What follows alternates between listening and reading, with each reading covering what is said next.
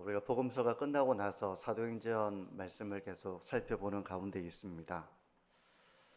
초대 예루살렘 교회는 여러 가지 면에서 우리에게 좋은 모델이 된다고 했습니다.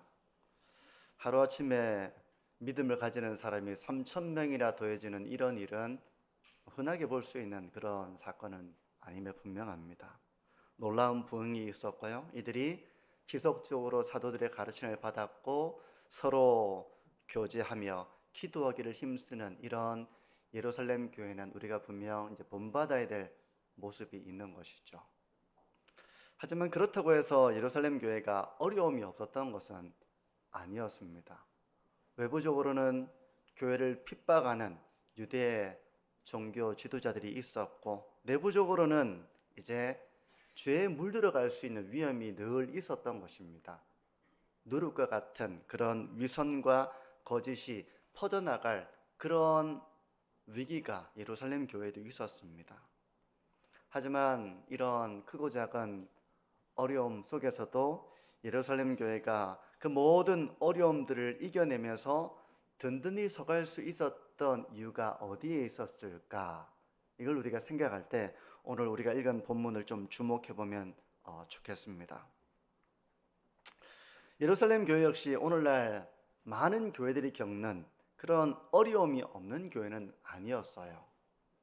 그럼에도 불구하고 이 예루살렘 교회가 요동하지 않고 오히려 우리를 넘어뜨릴 수 있는 걸림돌과 같은 그런 문제들을 도리어 디딤돌로 삼을 수 있는 영적인 비결, 그것은 바로 오늘 본문이 이렇게 말씀을 합니다. 다시 보시면요, 하나님의 말씀이 점점 왕성하여 예루살렘에 있는 제자의 수가 더 심히 많아지고 허다한 제사장의 무리도 이 도에 복종하니라. 저는 오늘 여기서 하나님의 말씀이 점점 왕성해져 갔다는 이 구절의 의미가 뭔가를 좀 깊이 생각해 보려고 합니다. 하나님의 말씀이 왕성해져 갔다 때문에 그 결과로 예루살렘에 제자들의 수가 심히 많아졌고, 심지어는 유대교의 핵심이라고 말할 수 있는 제사장 무리 역시 이 신앙을 가지게 되었다라고 말씀하고 있거든요. 그렇다면 하나님의 말씀이 점점 왕성해져 갔다는 이 의미가 뭘까 하는 것입니다. 하나님의 말씀이 점점 왕성해진 것이 뭘까? 사도들의 설교가 탁월했다는 의미일까? 설교를 참 잘했다는 의미일까? 아니면 예루살렘 교회에 성경 공부반을 만들어서 모든 성도들이 성경을 배우기를 힘쓰고 구약반, 신약반, 교리반, 묵상반, 통독반 이런 식으로 이런 과정들이 많아지면서 사람들이 하나님의 말씀에 대한 그런 많은 과정들을 배워나가는 그런 교회가 되었고, 그 결과로 믿는 자가 많아지고 제사장의 무리가 복종하게 되었다는 의미일까? 어떻습니까? 저는 이 일의 본질을 우리가 잘 볼 수 있어야 된다고 생각을 하는데요. 본질은 저는 본질을 사람이 뭔가를 잘했고, 사람이 뭔가 이런 여러 성경 공부반을 만들어 가지고 많은 사람들이 참여했고 그렇게 주목을 하기보다는 저는 이 일의 본질은 바로 성령의 역사였다고 믿습니다. 성령의 역사였던 거예요. 다시 말해서 하나님의 말씀이 왕성해져 갔다는 것은 성령의 역사 가운데에서 하나님의 말씀의 은혜를 체험하는 사람들이 많아졌다는 것입니다. 하나님의 말씀으로 말미암아 성령의 역사로 믿음을 가지게 되는 사람들이 많아졌고, 말씀을 통해서 회개하는 사람들이 생겨나게 되었고, 성령의 역사로 그 말씀을 깨닫는 사람들이 많아지게 되었고, 교훈을 받는 사람들이 많아지게 되었고, 자기 삶의 어리석음을 보는 사람들이 많아지게 되었고, 회개하는 일들이 많아지게 되었다는 그 의미로 이것을 우리는 이해할 수 있다는 것입니다. 성령의 역사로 말씀을 들으니 그 말씀을 따라 살고 싶은 갈망과 소원이 생겨나게 되었다는 의미인 것입니다. 그러니까 초점이 사람의 열심보다 성령 하나님의 열심, 성령 하나님의 역사와 은혜, 여기에 우리가 초점을 둬야 한다는 것입니다. 사람의 열심이 필요 없다는 의미는 아니에요. 그건 나중에 좀 더 우리가 생각을 해볼 텐데요. 그러면 이 내용을 좀 더 우리가 깊이 좀 들여다보기를 원하는데, 그러면 하나님의 말씀이 왕성해져 간다는 것은 성령께서 말씀을 통해서 일하셨다는 의미입니다. 초점은 거기에 있는 거예요. 그러면 성령께서는 하나님의 말씀과 함께 어떤 일을 하셨을까? 도대체 어떤 일을 하셨기에 예루살렘 교회가 이렇게 든든하게 서갈 수가 있었을까? 이렇게 믿는 자가 많아지게 되었을까? 크고 작은 갈등과 어려움과 박해가 있었지만 어떻게 그런 가운데서도 요동하지 않고 견고하게 서갈 수 있었을까? 성령께서는 말씀을 통해서 도대체 어떤 일을 행하신 것일까? 여기에 우리가 초점을 둬야 하는 것이죠. 저는 세 가지로 조금 정리를 해서 말씀을 나누려고 하는데요. 첫 번째입니다. 성령께서는 말씀을 통해서 어떤 일을 하셨을까? 바로 한 사람을 하나님의 사람으로 성장시키고 성숙시키시는 일을 하신 것입니다. 우리가 신앙 안에서 성장하고 성숙하잖아요. 그 일을 주도하시는 분이 바로 성령이시라는 것입니다. 하나님의 말씀을 통해서 한 사람을 그렇게 영적으로 성장시키시고 성숙하게 만드신다는 것입니다. 그러니까 한 사람이 시간이 지나면서 인격적으로 변화되는 것이죠. 성숙함을 나타내는 것이죠. 성품과 행함에 있어서 아름다운 열매를 맺어나게 되는데, 그 일의 핵심은 바로 말씀을 통해서 성령의 은혜를 체험하는 일에 있다는 것입니다. 그러면 구체적으로 성령께서는 어떻게 말씀을 통해서 사람을 변화시켜 나가실까? 저는 좀 요걸 다시 한번 두 가지 관점에서 세분화시켜서 좀 생각을 해보려고 하는데요. 첫 번째는 성령 하나님께서는 특별히 말씀의 사역자를 사용하셔서 우리 성도님들의 영적인 성장과 성숙을 이루어 나가신다는 것입니다. 그래서 에베소서 4장 11절과 12절은 이렇게 말씀을 합니다. 그가 어떤 사람은 사도로, 여기서 그라고 하는 것은 예수님을 말씀합니다. 주님께서 교회 직분자를 세우신다는 것이거든요. 그가 어떤 사람은 사도로, 어떤 사람은 선지자로, 어떤 사람은 복음 전하는 자로, 어떤 사람은 목사와 교사로 삼으셨다는 것입니다. 이는 그 이유가 뭐냐 하면 성도를 온전하게 하여 봉사의 일을 하게 하며 그리스도의 몸을 세우려 하심이라.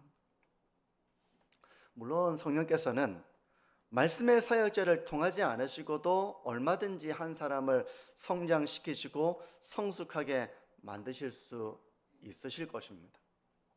하지만 그러면 왜 이런 말씀의 직분자를 세우셨을까요? 그게 바로 하나님의 질서이기 때문에 그런 것입니다. 영적인 질서이기 때문에 그래요. 성도님들이 돌아보시면 나 혼자서 내가 이렇게 신앙을 가지게 되었고 나 혼자서 신앙의 성장을 이루어오게 된 것은 아닙니다. 저 역시도 제가 혼자서 이 자리에 오게 된 게 아니라 신학교에 가서 많은 교수님들의 가르침을 받고 또 사역을 하면서도 참 많은 그런 신앙의 그런 선배들, 신앙이 좋은 분들의 그 모습을 통해서 배우고 하면서 제가 여기까지 오게 된 것이지, 나는 사람의 도움 한 개도 안 받고 저 혼자 여기까지 왔다, 그렇게 말할 수 있는 사람은 없을 것입니다. 성령께서는 바로 목사와 교사를 통해서 이 말씀의 사역자를 통해서 한 사람을 온전하게 하시는 것입니다. 온전하게 한다는 것은 영적인 성장과 성숙을 이루신다는 것입니다.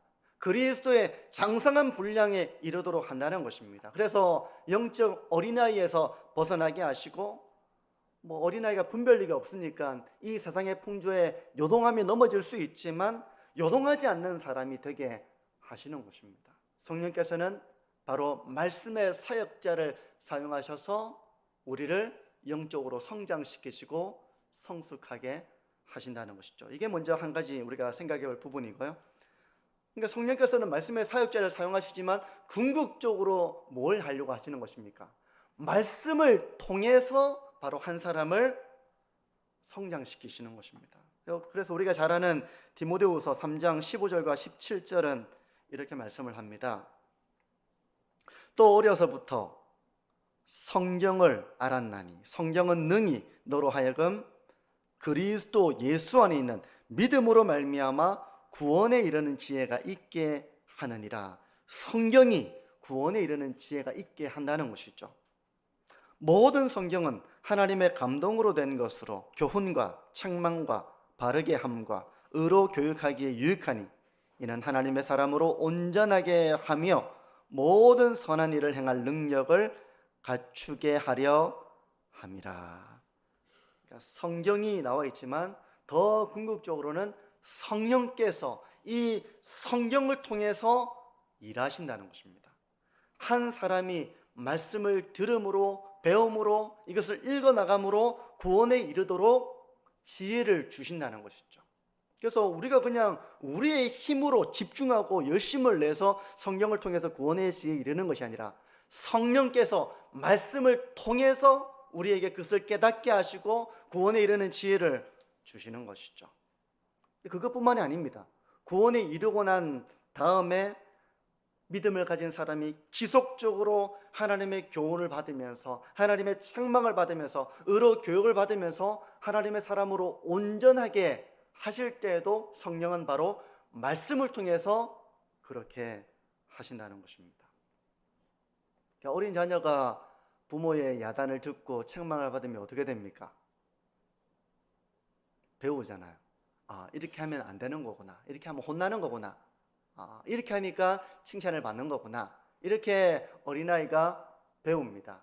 그래서 이 교육을 받은 대로 아이가 잘 자라나는 것처럼 성령께서는 바로 하나님의 말씀을 통해서 한 사람을 그렇게 신앙의 양육을 하시는 것입니다. 하나님의 은혜와 사랑을 알아가게 해주십니다.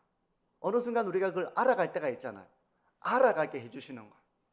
그래서 알아가니 참 하나님의 사랑이 크다, 이걸 내가 체험하게 되는 것입니다. 그리고 하나님의 뜻대로 살지 않을 때에는 성령께서 말씀을 통해서 우리를 책망하십니다. 우리 성도님들은 책망 들으면 어떻습니까? 책망 들으면 마음이 되게 아프잖아요. 내가 왜 이렇게 했을까? 참 내가 너무 바보 같다. 이렇게 그 책망을 들으면서 비로소 깨우치게 될 때 마음이 아프고 다시는 안 그래야지, 이런 마음을 가지게 되는 것처럼 우리가 그냥 마음대로 살도록 내버려 두는 것이 아니라 성령께서는 말씀을 통해서 우리를 교훈하시고 책망하십니다. 그래서 내 죄를 부끄럽게 여깁니다. 그리고 그런 부끄러운 삶을 지속하고 싶지 않도록 새로운 마음을 우리에게 부어주시는 거예요. 이게 바로 성령께서 말씀을 통해서 우리를 교훈하시고 책망하실 때 우리가 그 말씀의 은혜 가운데에서 회개하고 순종을 다짐하게 되고 하는 그런 은혜인 것입니다. 바로 이 과정을 통해서 성령께서는 말씀을 통해 한 사람의 성품과 인격과 행동과 말의 열매를 변화시켜 나가시는 것이죠. 성령께서는 이렇게 말씀을 통해서 우리의 신앙을 성장시키시고 성숙시켜 나가십니다. 그러니까 말씀이 점점 왕성해져가고 믿는 자가 많아지고 그 모든 역경과 어려움을 이겨냈다는 것은 바로 예루살렘 교회가 이렇게 성령의 은혜 가운데서 신앙의 성장과 성숙을 경험하게 되었다. 그런 의미로 우리는 이 구절을 이해할 수 있다는 것입니다. 이게 첫 번째입니다. 두 번째, 성령께서 말씀을 통해서 성도를 온전하게 하는 것이 첫 번째였다면, 두 번째는 성령께서는 교회로 하여금 말씀을 통해서 하나됨을 이루어 나가도록 하신다는 것입니다. 우리가 아무리 서로 사랑하고 서로 아껴도 그 관계를 유지하는 것은 참 쉬운 일이 아닙니다. 사랑하는 가족끼리도 부부끼리도 부모와 자식 간의 관계 속에서도 그 관계를 유지하는 것이 쉬운 일은 아니에요. 왜 그럴까요? 왜 그렇게 사랑하는 관계를 잘 유지하는 것이 쉽지 않을까요? 그건 바로 우리가 모두 자기 중심적이기 때문에 그런 겁니다. 내가 볼 때는 상대방이 못마땅한 거면 내가 볼 때는 상대방의 문제라고 여기는 겁니다. 이런 자기 중심성과 또 우리는 이기적이기도 하잖아요. 이기적이기도 합니다. 이렇게 해주면 좋을 텐데 자기 중심적으로 이기적으로 생각할 때도 참 많아요. 그러다 보니까 결국 하나됨이 깨질 때가 참 많습니다. 그런데 성령께서는 우리 이기적이고 나 중심성에 사로잡혀 있는 그런 나의 모습을 변화시켜 나가시는 것이죠. 성품을 변화시켜 나가시는 것입니다. 인격을 변화시켜 나가시는 겁니다. 그러면서 나보다 다른 사람을 생각할 줄 알도록 우리를 성장시켜 주시는 것입니다. 여기서 우리는 바로 하나됨을 이루어 나갈 수 있는 것입니다. 에베소서 4장 3절은 이렇게 말씀을 해요. 평안에 매는 줄로 성령이 하나 되게 하신 것을 힘써 지키라. 성령께서는 우리가 하나 되게 하십니다. 하나 되게 하세요. 우리를 분열하게 하고 우리를 미워하게 하고 우리를 무관심하게 만들지 않고 우리를 하나 되게 하신다는 것입니다. 그러므로 우리가 성령이 하나 되게 하시는 것을 힘써 지켜나가라는 것입니다. 우리가 하나님의 사람으로 온전해질수록 교회 공동체를 바르게 세워나갈 수 있는 사람이 됩니다. 어떤 사람들이 있으면 이제 허목이 깨어지기 쉬울 때도 있죠. 나 자신도 예외는 아닙니다. 우리가 이기적이면 공동체를 잘 세워나가기 어렵습니다. 나 자신만 생각하고 내 생각만 옳다고 여긴다면 그런 부모와 자식 간의 관계 속에서는 그 관계가 바르게 잘 세워지기가 어렵습니다. 진정한 리더십, 진정한 지도력은 나이가 많다고 아버지라고 일방적으로 이렇게 해서 세워지는 게 아니잖아요. 정말 그게 옳지, 맞아, 저렇게 해야 되는 거야 라는 데에서 지도력이 세워지는 것이지, 그렇게 하려면 우리가 정말 온전해져야 되는 것입니다. 자기만 옳고 자기만 생각하고 이기적이라면 그것은 쉽게 갈등하고 다투기 쉬운 곳이 되기 쉬울 것입니다. 조화가 잘 안 되는 것이죠. 하지만 성령께서 우리를 온전하게 하실 때 우리의 이기적이었던 모습이 점점 다른 사람을 생각할 줄 알게 되는 것입니다. 이전에는 사람이 그렇잖아요. 우리 중에도 이제 그런 성향이, 저는 옛날에 그랬는데요. 저는 예전에 이제 연약한 사람들을 보면 그걸 잘 이해를 못했습니다. 저도 엄청 연약한데도 교만했던 거예요, 제가. 연약한 사람들을 보면 이해를 못했습니다. 어떻게 저렇게 할 수 있을까? 욕심 많은 사람들을 보면 어떻게 저렇게 자기 생각만 할까? 이해를 잘 못했습니다. 그래서 그런 자기중심적인 사람들, 이런 사람들을 제가 품어주지를 못했던 거예요. 그 사람을 정지하고 미워하고 멀리하고 불편하다, 저런 사람들 별로 같이 하고 싶지 않다, 이런 마음이 저에게 많이 있었습니다. 거리를 두고 지냈던 것이죠. 속으로 정죄했던 것이죠. 그런데 성령께서 말씀을 통해서 저의 연약함을 깨닫게 해주셨을 때 저의 교만을 알게 해주셨습니다. 그러면서 다른 사람들의 연약함을 이해할 수 있는 그런 마음을 주시더라고요. 나 자신도 얼마나 부족한가, 나도 얼마나 어리석었나, 이 생각을 하면 그 어리석음과 연약함에 대해서 포용할 수 있는 마음을 주신 거라고 저는 봅니다. 그래서 성령께서는 우리의 내면이 성장하면 성장할수록 다른 사람을 품게 해주십니다. 그러니까 신앙의 성숙은 뭡니까? 신앙의 성숙은 내 중심 속에서 나보다 남을 낮게 여기는, 이게 바로 성숙입니다. 다른 사람을 배려할 줄 아는 게 바로 성숙한 모습이에요. 우리가 성숙하면 성숙할수록 이런 성령을 따라 행하며 성령이 하나 되게 하신 것을 힘써 지켜나가게 되는 것입니다. 예루살렘 교회가 부흥하고 많은 사람들이 신앙의 공동체 가운데 들어오게 되었다면 그만큼 많은 갈등과 다툼의 여지가 많았을 거예요. 그럼에도 불구하고 이 예루살렘 공동체가 든든하게 세워질 수 있었던 것은 성령께서 한 사람 한 사람을 온전하게 세우심은 물론이고 그 결과로 하나 되게 하기 위한 이런 헌신의 길, 하나 되기 위한 이런 포용과 사랑의 길을 걸어가도록 해 주셨기 때문에 예루살렘 교회가 더 커져가면서 많은 사람들이 모이면서 그만큼 또 갈등과 어려움들을 겪을 수 있는 상황이었지만 말씀이 흥황함으로 믿는 자들이 더 많아지고 그 사람들을 품어낼 수 있는 교회가 되었던 것입니다. 이게 두 번째였습니다. 성령께서 말씀을 통해서 일하시는 것은 바로 한 사람을 하나님의 사람으로 온전하게 하는 것이고요. 그래서 결국 공동체를 하나 되게 하시는 이 일이라면, 세 번째, 성령께서 말씀을 통해 일하시는 것은 바로 우리로 하여금 하나님의 뜻을 분별하게 하는 것입니다. 분별하게 하여서 내 생각을 따라 봉사하고 섬기는 것이 아니라 하나님의 뜻을 분별하여 섬기고 일하고 봉사하게 하신다는 것입니다. 로마서 12장 2절은 이렇게 말씀을 합니다. 너희는 이 세대를 본받지 말고 오직 마음을 새롭게 함으로 변화를 받아 하나님의 선하시고 기뻐하시고 온전하신 뜻이 무엇인지 분별하도록 하라. 하나님의 선하신 뜻, 기뻐하시는 뜻, 온전하신 뜻이 무엇인지 분별하라는 것입니다.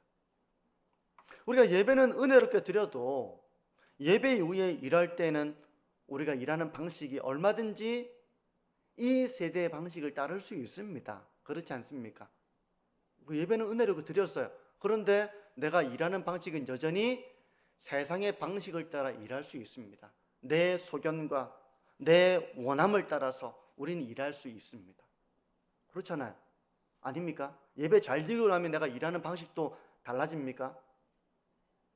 여기서 우리가 좀 이렇게 이런 부분을 잘 우리가 좀 세심하게 들여다볼 필요가 있는 것 같아요. 어떤 사람은 거듭난 성도임에도 불구하고 일하는 방식이 하나님의 뜻을 잘 분별하지 못하는 것입니다. 그래서 자기 방식대로 일하는 거예요. 어떤 면에서는 이 세대의 방식을 본받아서 일하기도 하는 것입니다. 그러므로 어떤 사람이 거듭났다고 해서 어떤 사람이 구원을 받았다고 해서 자동적으로 그 사람이 하나님의 뜻을 분별해서 세상 사람들과는 다른 방식으로 일하고 섬기고 살아가는 것은 아니라는 것이죠. 여기서 우리는 하나님의 선하시고 온전하신 뜻을 분별해야 됩니다. 그러고 난 다음에 순종을 해야 하는 것입니다. 저는 이제 교회 사역도 이제 그렇다고 생각을 하는데요. 우리가 이제 교회에서 봉사하고 섬길 때 우리는 내 생각과 내 경험과 내 원함을 따라서 섬기려고 하기보다는 하나님의 뜻을 분별하기 위해 우리가 힘써야 됩니다. 그렇잖아요. 그죠? 교사를 예로 들어서 설명을 해보자면, 저는 이제 제가 교사가 되었을 때 저는 교사가 뭘 하는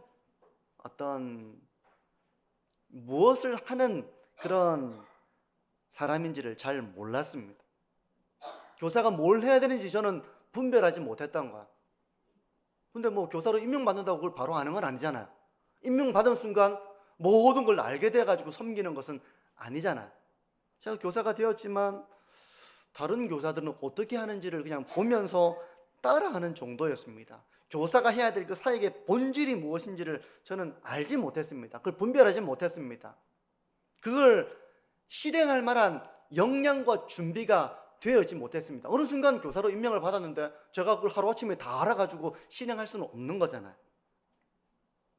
교회에서는 나름대로 열심히 있고 또 다른 사람을 위하려고 하는 그 마음이 없었던 것도 아니었습니다. 하지만 그 교사의 직분을 감당하기 위해 하나님의 뜻이 무엇일까? 그 사역을 내가 어떻게 감당해야 될까? 이런 하나님의 뜻을 분별하지 못하고 그냥 내가 생각하는 대로 내 방식대로 내가 어깨너머로 본 대로 따라하는 정도로 저는 그 일을 할 뿐이었던 것입니다. 그러므로 성도 여러분, 저는 이 말씀을 이렇게 좀 적용을 해보기를 원하는데요. 교회 사역에는 많은 사역들이 있잖아요. 우리의 사역이 겉핥기식의 사역이 되어서는 안 됩니다. 겉핥기식의 사역. 하나님의 뜻을 분별하지 못하고 그 사역의 본질이 무엇인지를 알지 못한 채 그냥 겉핥기식으로 하는 사역이 되어서는 안 된다는 것입니다. 예전부터 해오던 방식을 이어받아서 하고는 있는데 어느 순간 이게 오랜 시간이 지나면서 그 사역의 정신과 그 사역의 좋은 전통을 잃어버리고 그냥 껍데기와 같은 방식만 따르는 경우도 있겠습니까? 없겠습니까? 얼마든지 있을 수 있겠죠. 저도 이제 그냥 겉으로 보기엔 교사로서 합니다. 그거를 교사로서 안 하는 건 아닙니다. 하지만 그냥 저는 보고 배운 대로 하는데 왜 그렇게 해야 되는지도 모르겠어요. 한 20분 정도 공과 시간을 인도하는데 그 시간 중에 한 3분은 출석 부르고 그러면서 시간을 때웠던 거예요. 저는 어떻게 될지 모르니까 시간을 때우고 가능하면 가르치면 간단하게 하고 간단하게 하는 것도 뭐 영적으로 생각하게 보게 만들고 그런 게 없이 그냥 단편적인 지식을 전달하는 수준에서 저는 교사의 직분을 감당했거든요. 어느 순간 그 아름다운 정신과 전통은 잃어버리고 그냥 껍데기와 같은 방식만 제가 따르고 있었던 것입니다. 그러니까 그것을 답습하는 사역이 되어서는 안 된다는 거예요. 많은 교회들이 다른 교회들을 벤치마킹합니다. 뭐 잘하는 교회 있잖아요. 뭐 전도 잘하는 교회, 교회학교 잘하는 교회, 제자훈련 잘하는 교회, 뭐 소그룹 잘하는 교회, 이런 교회들을 벤치마킹합니다. 저 교회 저거 하니까 잘 되더라 하면서 벤치마킹을 하는 거예요. 가서 배웁니다. 어떻게 하는지, 어떤 교재로 하는지, 어떤 방식으로 하는지 보고 배웁니다. 그건 뭐 좋은 것이죠. 나름대로 열심히 하려는 모습이 보기 좋습니다. 근데 문제는 뭡니까? 그 사역의 본질을 파악하지 못하고 어떤 교재로 어떤 방법으로 하니까 된 것처럼 생각을 하고 방법론만 가져와 가지고 따라하는 것으로는 진정한 사역의 열매를 맺기가 어렵다는 거예요. 하나님의 뜻이, 하나님의 선하신 뜻을 분별하고 그 사역의 본질을 알고 그러고 난 다음에 우리 교회에 맞게 그것을 적용시켜 나가는 이런 지혜가 필요한 것입니다. 어떤 교회에서 이렇게 했더니 되더라. 똑같이 가져왔는데 우리 교회는 안 되는 거예요. 그런 경우가 참 많이 있습니다. 전통적으로 많이 해왔던 사역 중에는 말씀드린 것처럼 전도, 제자훈련, 교회학교 사역, 뭐 소그룹 사역, 이런 사역들에 대해서 노력을 많이 기울여 온 것이 사실입니다. 근데 이 시대에 맞는 전도 사역을 어떻게 해야 될지 우리는 고민해야 됩니다. 먼저 고민해야 돼요. 옛날에 해왔던 방식을 그대로 하면 되지가 아니라 고민해야 됩니다. 과거에 해왔던 대로 주일학교 사역을 하면 되지, 많이 달라졌어요. 고민해야 됩니다. 옛날에는 그냥 동네 한 바퀴 돌면 우르르 딸려와가지고 했지만 지금은 그 방법을 한다면 지금은 그때와 많이 다른 거예요. 하나님의 선하시고 온전하신 뜻을 분별해서 섬기려고 하기보다는 과거에 해왔던 그 전통적인 방식을 답습하기만 한다면 한계에 부딪히게 될 겁니다. 다른 교회는 됐지만 우리 교회는 안 되는 거야. 안 된다고 하는 거야. 왜 그런 일이 일어나겠습니까? 본질을 우리가 깨닫고 하나님의 선하신 뜻을 깨달아서 이걸 어떻게 우리 교회에 정착을 시켜 나가야 될지 그 원리와 방식을 우리가 깨닫지 못한 채 그냥 이렇게 하면 되는가? 저렇게 하면 되는가? 방법론만 가져오기 때문에 잘 안 되는 것입니다. 우리 교회 성도님들 중에도 이제 뭐 정원을 잘 가꾸는 분이 계시잖아요. 제가 들어보니까 어느 곳에서 잘 자란 꽃이라고 해도 그걸 옮겨 심을 때는 여러 가지를 고려해야 된다고 합니다.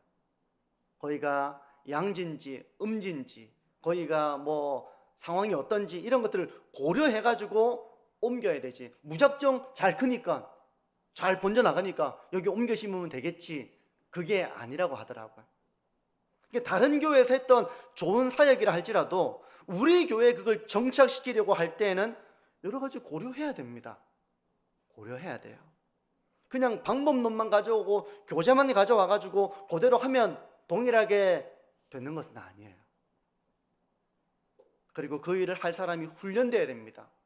그 교회가 그 사역을 하기 위해서 훈련되어졌던 과정이 있었던 것처럼 우리 역시 과정이 있는 것이죠. 그 사역의 본질을 이해하고 그 사역을 하면서 경험이 쌓아나가야 되는 겁니다. 하면서 곧바로 되지는 않을 거예요.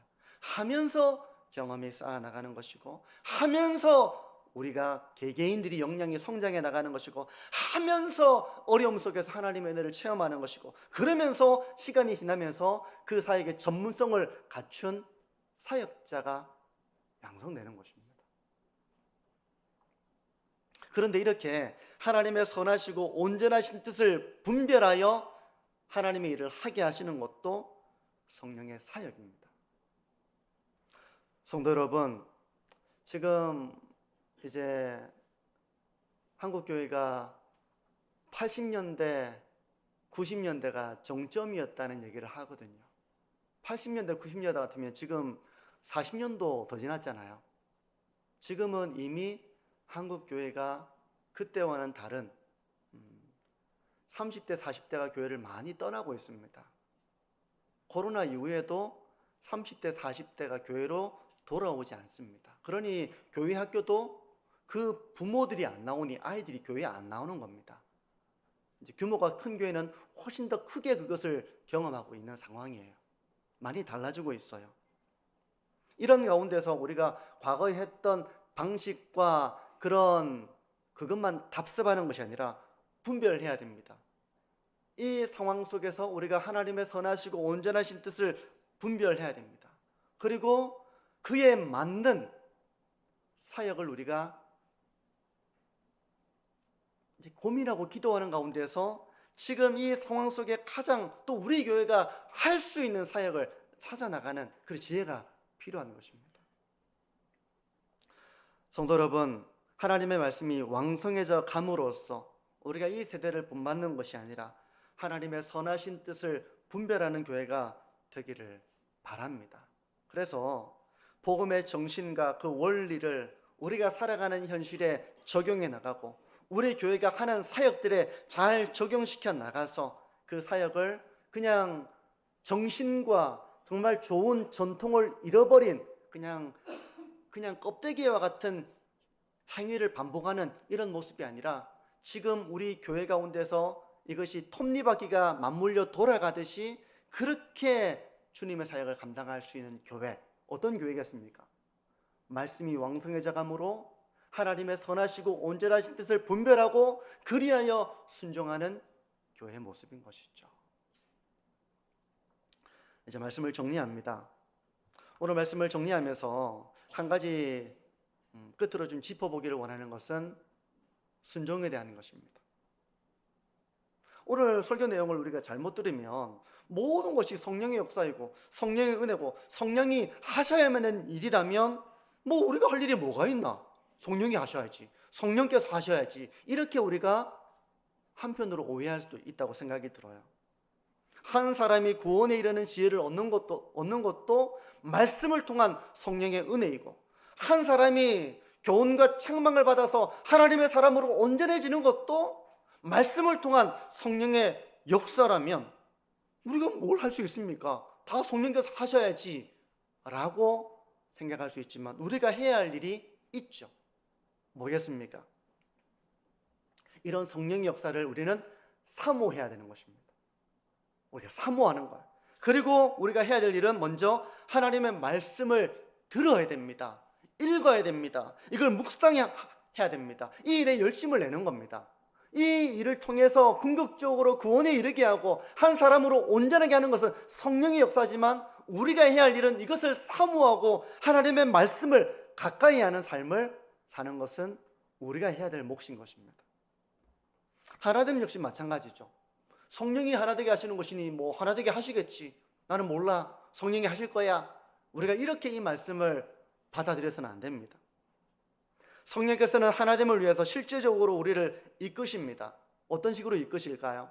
말씀을 통해서 네가 그 영혼을 좀 긍휼히 여겨주면 안 되겠느냐, 이렇게 저에게는 그런 감동을 주셨습니다.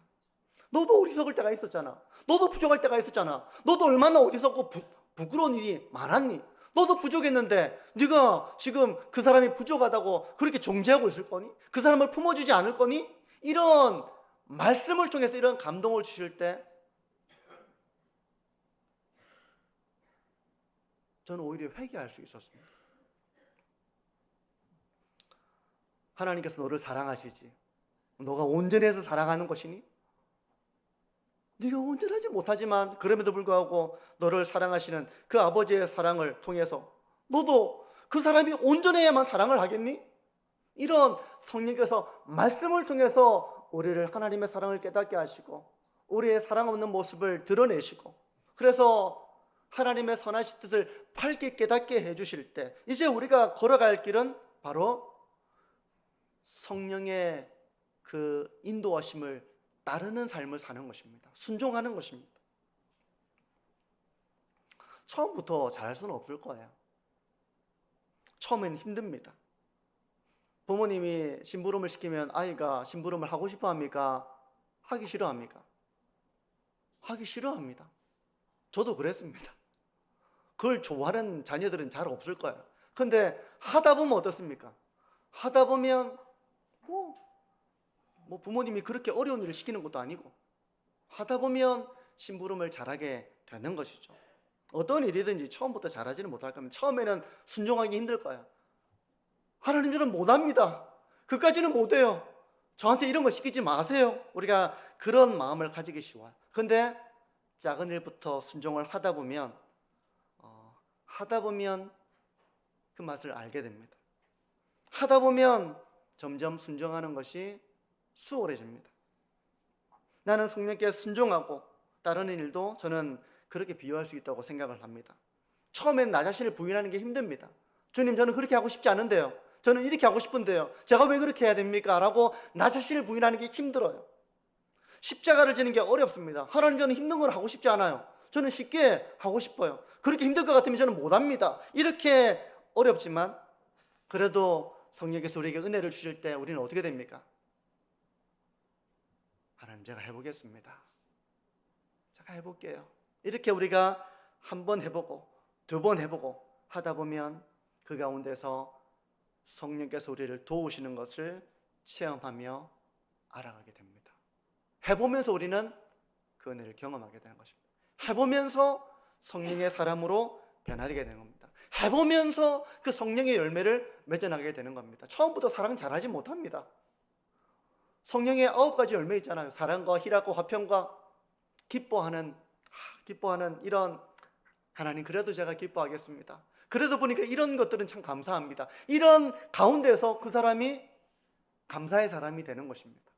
사랑하는 거 처음부터 잘 어떻게 합니까? 내가 할 수 있는 것부터 작은 것부터 그래도 제가 여기까지는 해보겠습니다. 하다 보니까 어느 순간 성령의 사람이 되어서 그 열매를 맺어나가게 되는 것이죠.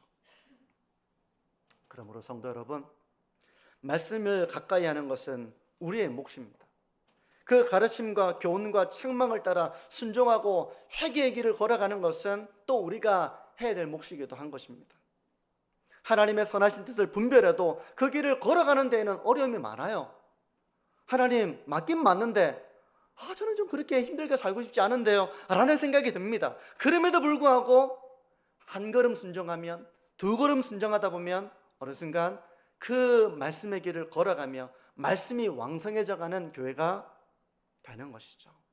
이런 성령의 역사를 사모하며 말씀이 점점 왕성해져가기를 바라며 순종의 길을 걸어가시는 우리 만천중앙교회가 되어지기를 소망합니다.